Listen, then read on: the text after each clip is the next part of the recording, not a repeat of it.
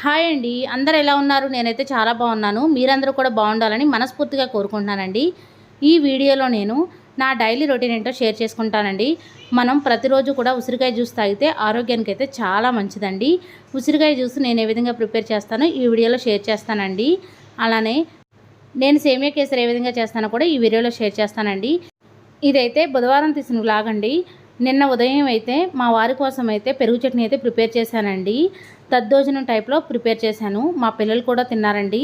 ఇలా అన్నాన్ని కొంచెం మెత్తగా అని కొద్దిగా ఉప్పు వేసి దాంట్లో పెరుగు వేసి తాలింపు పెట్టుకొని ఉల్లిపాయ ముక్కలు కలుపుకుంటే టేస్ట్ అయితే సూపర్ ఉంటుందండి. ఉదయాన్నే బ్రేక్ఫాస్ట్గా పెరుగన్నం తింటే ఆరోగ్యానికి అయితే చాలా మంచిదండి. పిల్లలకైతే ఒళ్ళొస్తుంది అంటారు. పిల్లలు బలంగా కూడా ఉంటారు, పుష్టిగా ఉంటారండి. అప్పుడప్పుడు పిల్లలకి ఈ విధంగా బ్రేక్ఫాస్ట్ టైంలో కానీ లంచ్ టైంలో కానీ అన్నంలో పెరుగు వేసి తాలింపు వేసి పెట్టండి, చాలా బాగుంటుంది. ఈరోజు మా ఇంట్లో బ్రేక్ఫాస్ట్లోకి అయితే అందరూ ఇదే తినేశారండి. మా బాబు అయితే తినలేదు. తనకైతే 2 ముద్దలైతే తినిపించానండి. తను ఎక్కువగా కొత్తవి తినడానికి ఇష్టపడడు. తనకైతే దోశలేసి ఇచ్చేసానండి. అందరూ తినేసిన తర్వాత అంట్లయితే క్లీన్ చేసి పెట్టుకున్నాను.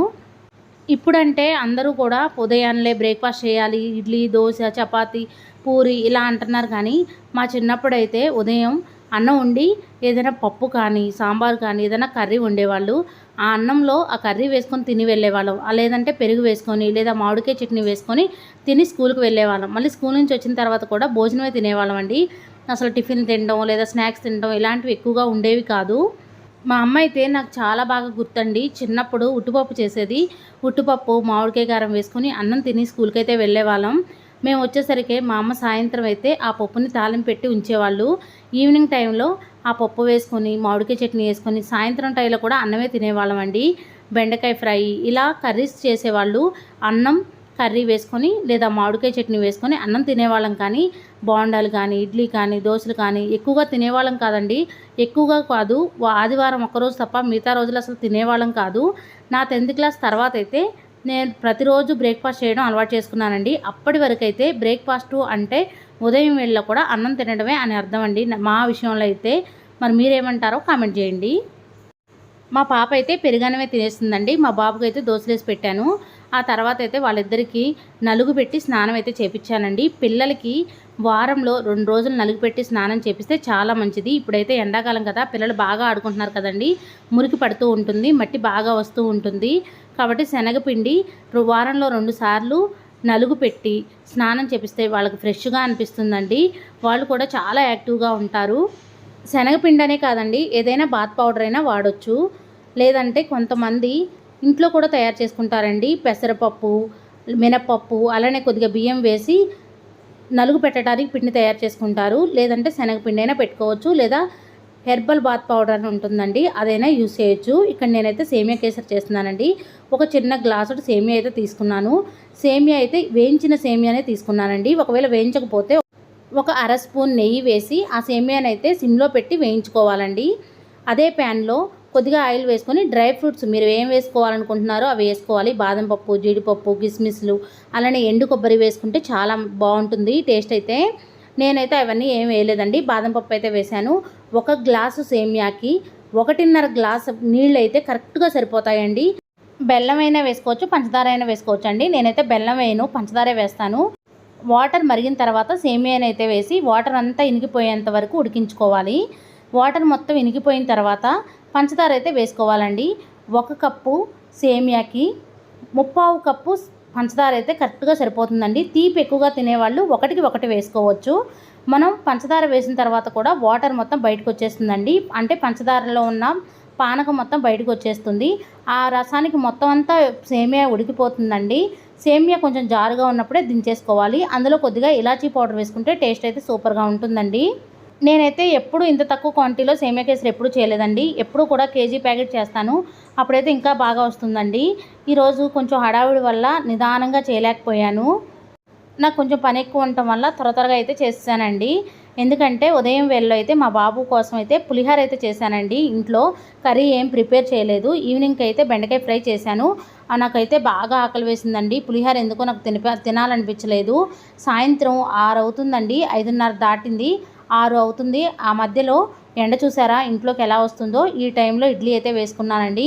ఇంకా వేరే ఏం తినాలి అనిపించట్లేదు, బాగా ఆకలేస్తుంది. ఏం చేయాలో అర్థం కాక ఇడ్లీ పిండి ఉంటే ఇడ్లీ అయితే వేసుకొని ఇడ్లీ అయితే నేను మా పాప ఇద్దరం కలిసి తిన్నామండి. మా బాబుకి అయితే పులిహార పెట్టాను, తను తినేశాడు.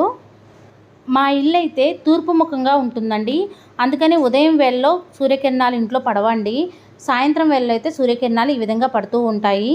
కానీ మన ఇంట్లోకి అయితే ఎప్పుడు కూడా ఎండ అనేది పడాలండి, అప్పుడే చాలా మంచిది. ఈరోజైతే బుధవారం కదా, మార్కెట్కి వెళ్దామని కర్రీ అయితే త్వరగా ప్రిపేర్ చేశానండి. అంట్లన్నీ క్లీన్ చేసి పెట్టుకున్నాను.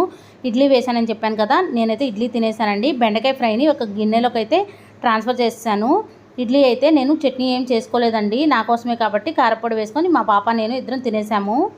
ఈరోజు కూరగాయల మార్కెట్కి అయితే వెళ్ళలేదండి. ఎందుకంటే మా బాబు ఆటలో మునిగిపోయి అసలు బయటికి వెళ్దామన్నాని, నేను రాను మమ్మీ, వద్దు మమ్మీ అని, నేను వెళ్ళొద్దు అని చెప్పి అన్నాడు. సరే అని ఇంకెళ్ళలేదండి. పిల్లల కోసం అయితే రైస్ అయితే ప్రిపేర్ చేశాను. నైట్ టైం వాళ్ళకైతే భోజనం కూడా పెట్టేశానండి. మా వారికి అయితే చట్నీ చేసి దోశలు అయితే టిఫిన్ వేసి ఇచ్చేసానండి. మా వారు కూడా తినేశారు.